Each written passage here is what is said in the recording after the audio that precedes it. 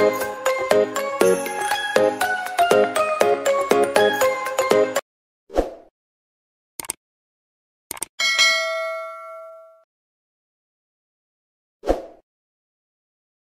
today's video, tuturuan ko kayo kung paano mag-buy and sell.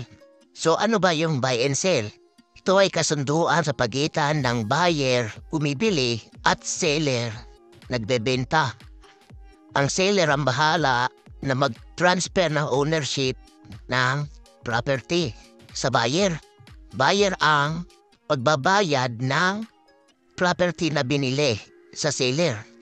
Example nito sa lupa. Ang seller ang dapat na mag-provide ng deed of sale at original title ng lupa. At babayaran ng buyer ang halaga na napagkasunduan nila ni seller. Ang isa pang halimbawa nito ay sa sasakyan. Sa sasakyan naman, dapat si seller ang mag-provide ng deed of sale at official receipt at certificate of registration ng sasakyan. Tsaka pala magbabayad si buyer sa pagkasunduan nila na halaga na nakalagay sa deed of sale. So pumunta naman tayo dito sa trading. May rule dito, buy low and sell high.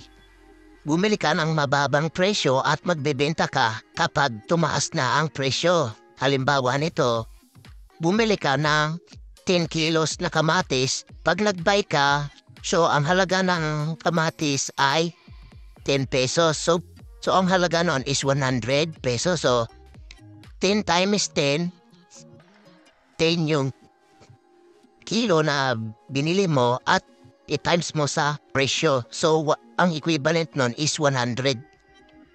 So, hihintayin mo na tumaas yung presyo ng kamatis. Halimbawa, tumaas ng 15 pesos per kilo yung kamatis. So, 10 times 15 is 150. So, nag-gain ka ng 50 pesos.